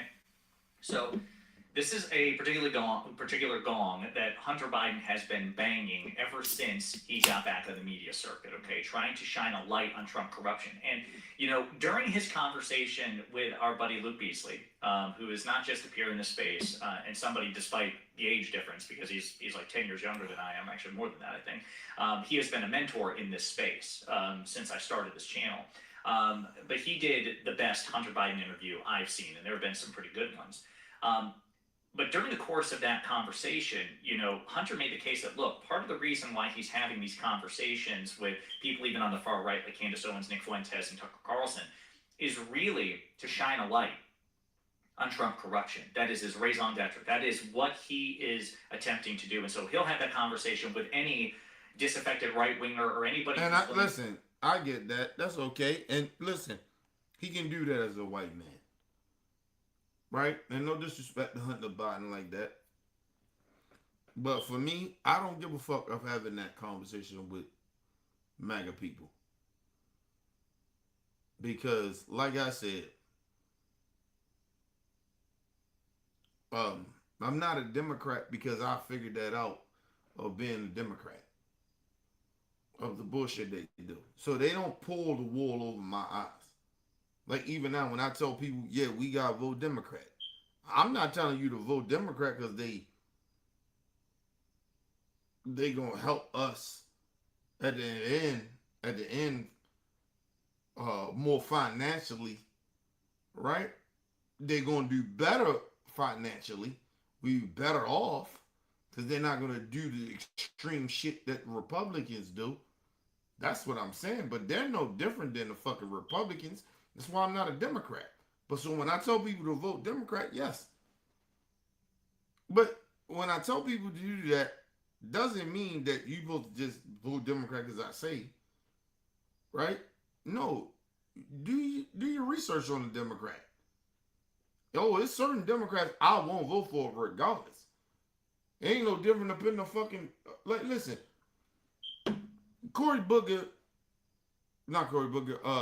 Hakeem Jeffries should not be the Speaker of the House. The fuck out of here. He ain't no different than Mike Johnson. No difference. He's no difference.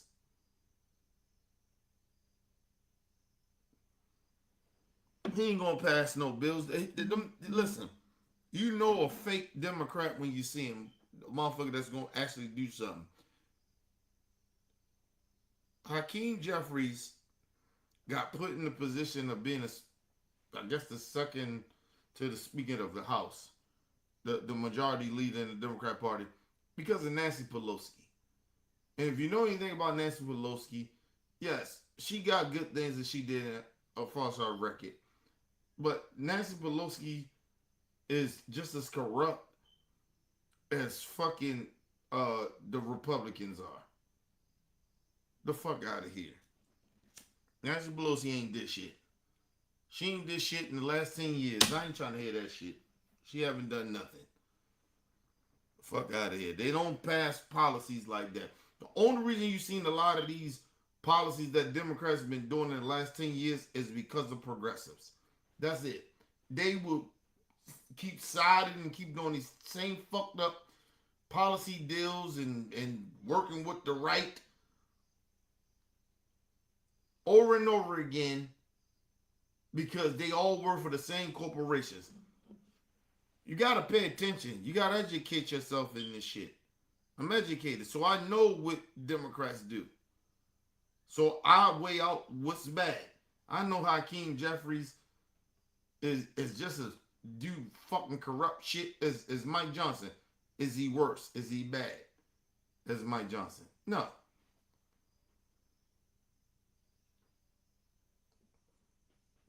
And I always keep telling y'all, we gotta vote out people that we want in there to push them. Corporate Democrats out. So they ain't got no choice but to vote for the shit that we're talking about. That's why they scared of progressives. They literally are scared. That's why they will push a corrupt ass Democrat to go up against a progressive.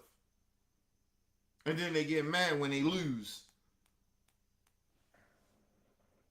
That's why I talking about all this socialism shit. You think all this socialism shit just coming from the right? No, it's coming from the corporate Democrats. Hakeem Jeffries and all them. The Democrat Party. The corporate Democrat Party. That's where a lot of that shit coming from. You gotta pay attention. Gotta educate yourself. They're helping that shit.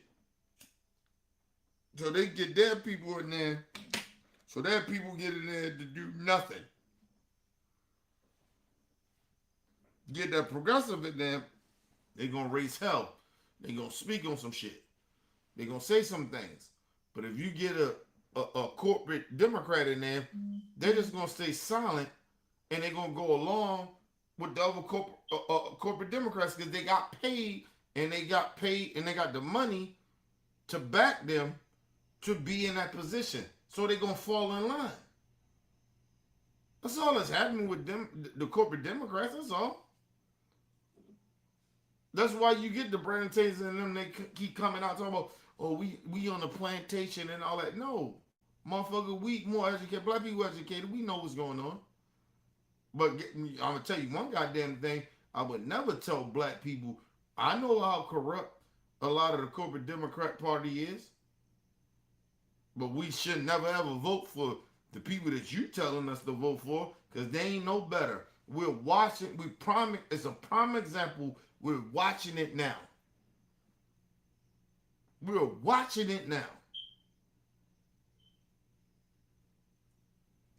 Are you gonna tell me the Democrats are worse? No, sir. No, sir. Donald Trump and his family is literally taking billions of dollars from the American people, cut people's shit. Literally. A lot of people ain't got health care no more because of Trump. Where that money go? Oh, Trump took that money and put it in a whole nother different entity for the defense shit and started a whole war so his family can make money. This shit ain't complicated. Fuck out of here, man. Let's move on. And his friends. Not just his family, and his friends.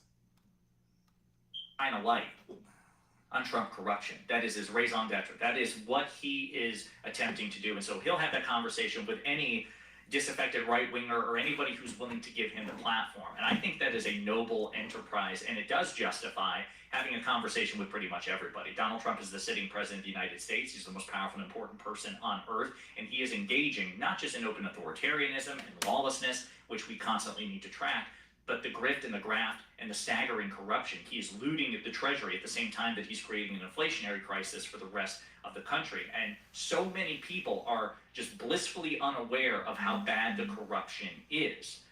I mean, again, by contrast, by pointing out... Listen, I believe, yes, it is a 50% of Democrats don't know, voters or whatever, don't know how bad this corruption shit is that Donald Trump is doing. But I believe it's about 75%,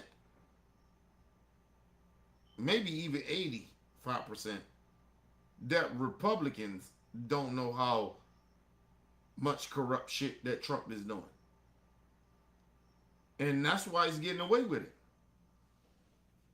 And like I said, but the part of it is because the Republicans and MAGA, they are in power.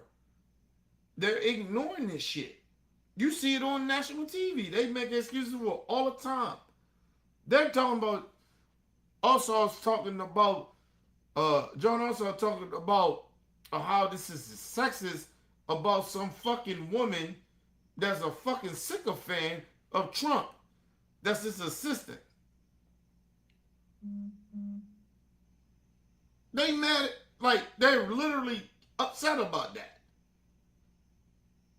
Now, but they're not upset that Trump and his family is benefiting billions of dollars over his presidency.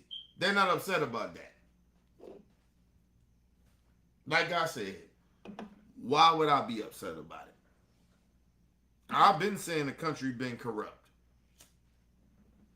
That's why I always tell you, like, being a capitalist, yes, it can be good. This is the prime example of capitalism being bad. This is a prime example of it. Prime example.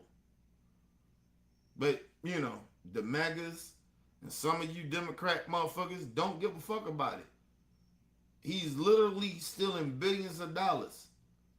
This motherfucker wasn't worth these billions of dollars before he got in office. Shit, not even, he made, listen, Trump has made way more money in his last year than he made in his whole entire career of him being rich. Was born into being rich. Him and his dad, they ain't never made no money like this. Ever. That's why people question him being a billionaire. He never made no money like this. Him and his dad, they never made money like this. No. But, like I said,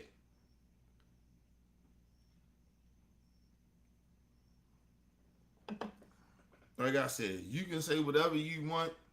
All you stupid ass Trump supporters, you say whatever you want. In my chat, say whatever you want. That let me know that you're not that educated. This man is literally stealing billions of dollars. His son, all of a sudden, is a part of a defense contracting shit. And he's getting... Imagine if this was Hunter Biden. Making billions of dollars. You got mad at Hunter Biden because he was making a couple of $1 million working for a corporation overseas. What the fuck you think that his kids are doing? These dudes, they was never this rich. He made millions, was no close to making billions. Or what Trump kids is making right now, illegally. And getting away with it. And you don't say nothing about it. So please, stop coming in my fucking chat, talking dumb shit when you don't criticize the other. You got a problem criticizing, he made millions. Okay, fine. If that's wrong, then criticize motherfucking Trump. Sons. They literally making money.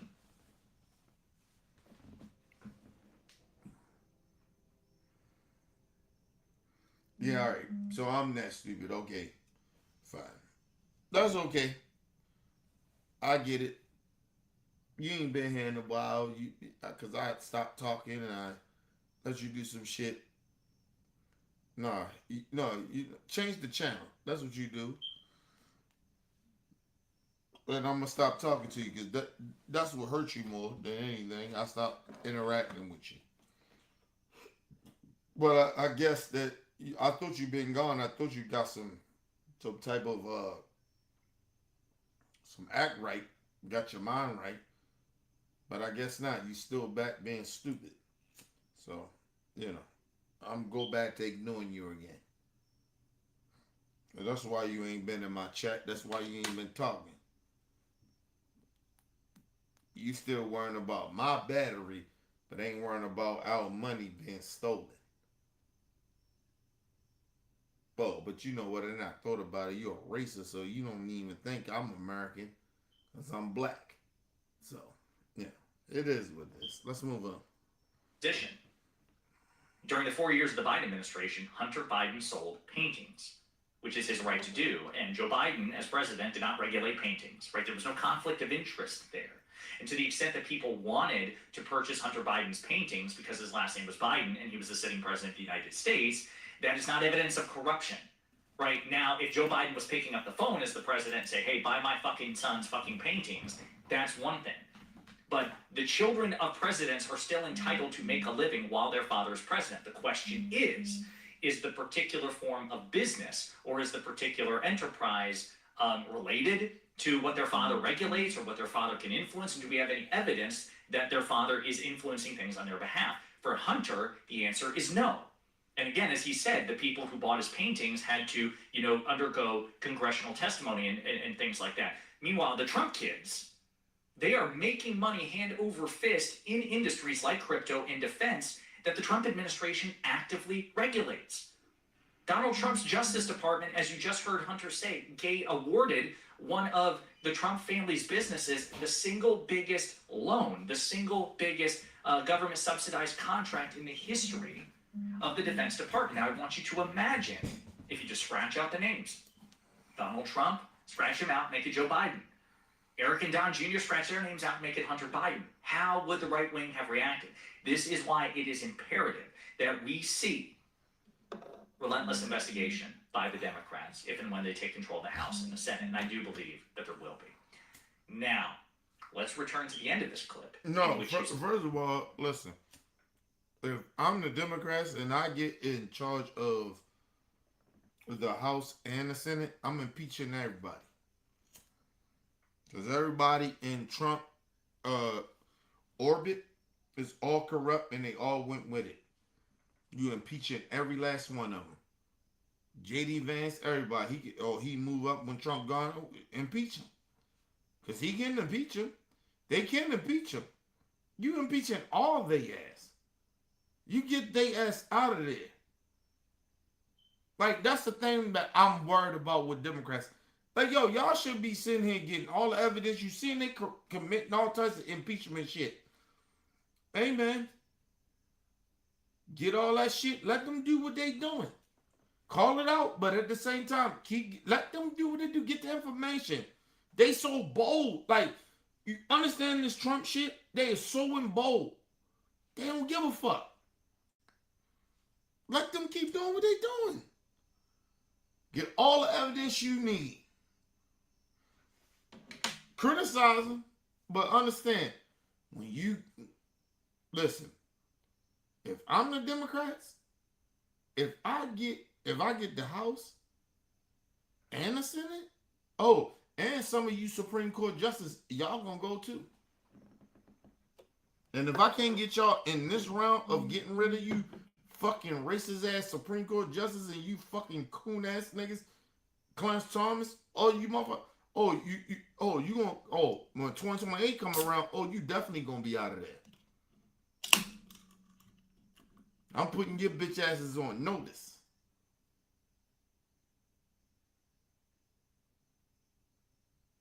Come on, man. How you work with these type of people? We can pass some bills. What? With what type of people? You can't pass bills and, policies with these people. These people have lost their damn mind. They are corrupt. They are fucked up. Anyway. Just the last little bit of it, and I'm out of here. Again, this is where Bill Maher is about to have his hackles raised because the topic will turn to Jared Kushner, who is the Shadow Secretary of State. Again, you want to talk about nepotism, he's Trump's son-in-law. He was not elected. He wasn't even technically appointed, right? And certainly not Senate confirmed. And he has a vested conflict of interest and financial stake, when he's supposed to be doing the people's business. And then this gets into the Iran war. Look at how pissed off Bill Maher gets and how Hunter Biden has to fact check. For a war that nobody asked for. It is absurd. It is Not literally nobody. absurd. What? Not nobody.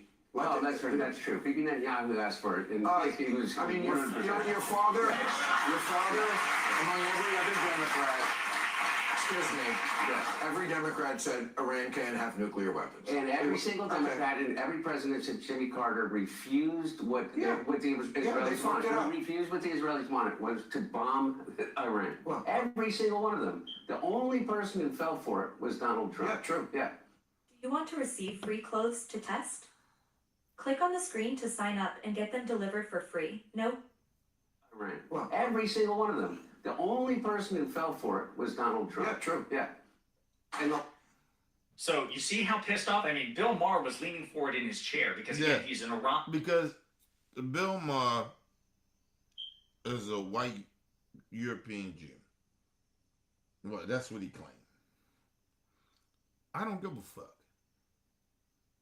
And I'm going to say this, and I'm going to leave this like this. I'm going to leave this like this. I don't give a fuck if you are a Jew. if you are okay with what's happening in Israel or what they're doing, then you can't complain about what's the horrible people that may be Muslims. My honest opinion. That's why when people be like, "Oh, you sound anti-American. You don't like what America do." I don't.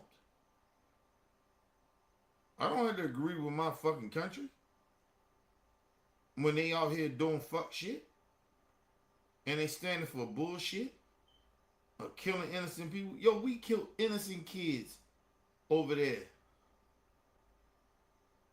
Like, what the fuck are we talking about, nigga? We ain't got no motherfucking moral high ground to be speaking about shit. You okay with that? You keep bringing up, oh, well, they trying to get nuclear warheads, whatever. We killed kids. Trump told us that they ain't got it no more. We in control of the fucking shit. We control over there, right? Why we kill kids? And nobody say nothing about that, though. Nobody cares about that. You get stupid people like this stupid motherfucker in the chat talk about stupid shit. Stupid racist. We killed kids. Over 300 and something kids. Our shit. And then try to lie about it. Then try to act like, oh no, it wasn't us. Then come find out, yeah, it was us. And then some stupid Americans want to sit here and pretend we had nothing to do with that. Yeah, all right. Listen, like I said, I don't give a fuck if you from Israel. I don't give a fuck if you support Israel. I told you, I don't think everybody in Israel is racist and bigoted and they hate people.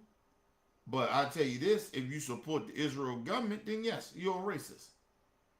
Because Netanyahu is a fucking racist. He's a bigot.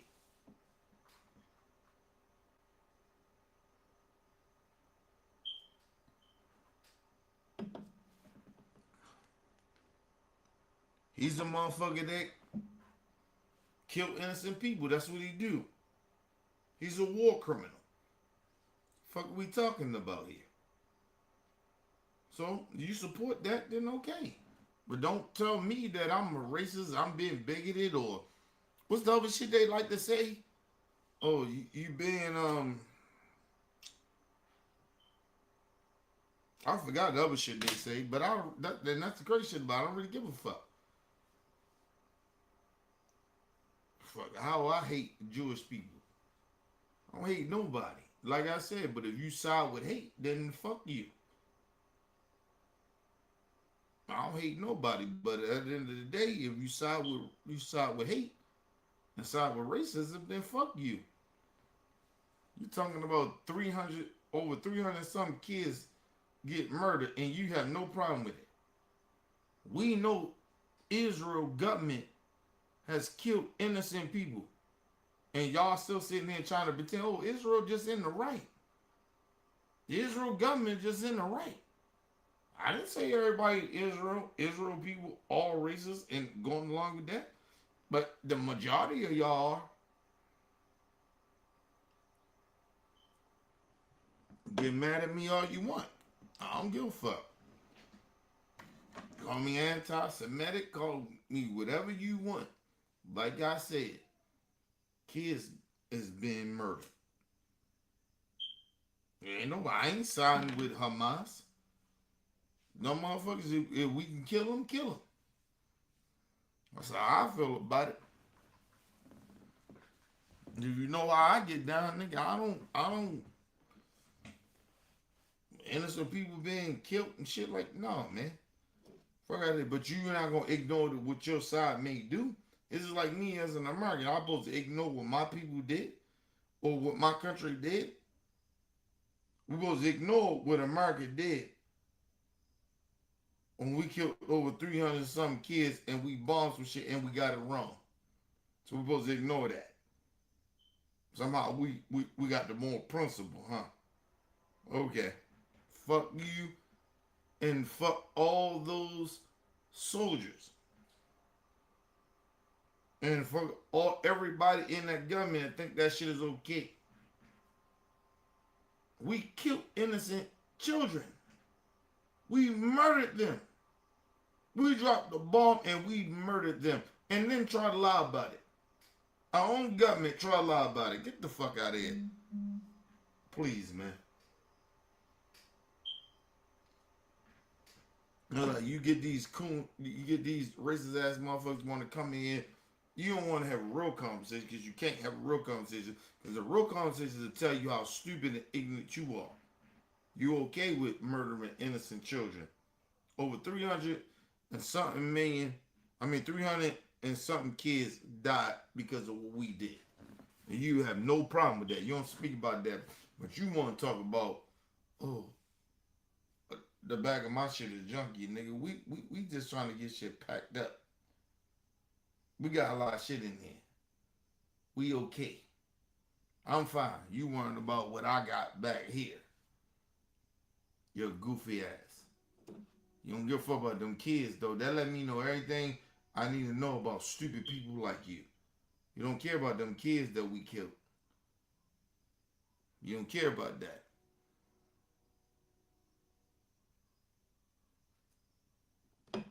Motherfucker mad at me. You mad at me? I ain't killing nobody. Motherfucker you voted for and you keep defending killed people. Had a part in killing people. That's on Trump. That ain't on Biden. That ain't on me. You can try to blame everybody you want, but that ain't on us. That's on Trump. It's on him. So you ain't got no problem with that, though. Killed kids. He literally killed kids. And you got no problem with it, but you worrying about my motherfucking shit and my shit. You see how stupid these people are? They dumb. They dumb as fuck. But like I said, they listen. At the end of the day, and I don't wish this on none of them, they gonna die slow. It was one thing I learned that we want shit to happen to these fucked up people in the world. They gonna die slow. Excuse me. That's why I don't wish death on people.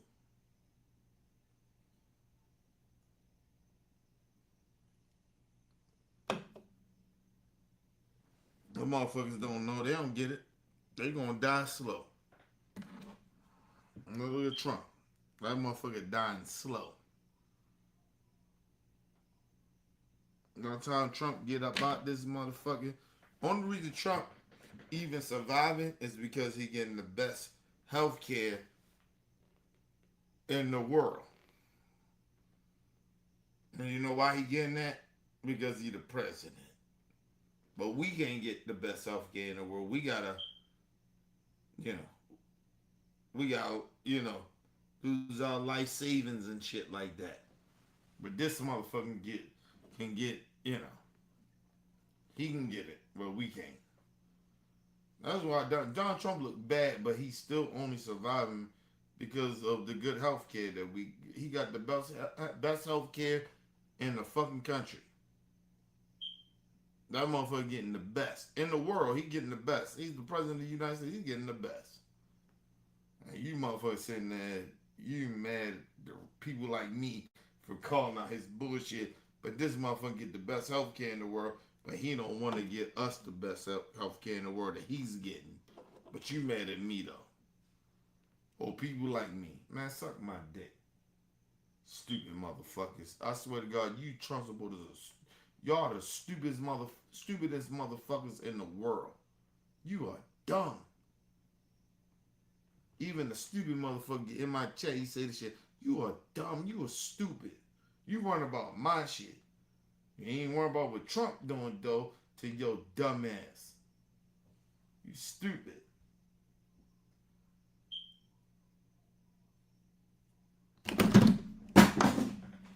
My bad, people. Anyway. I'm out, man. These people stupid as fuck. They pissing me off because they so stupid. Anyway, people, leave your comments, hit that like button, support your boy, Mr. OBL. Peace and love to the world.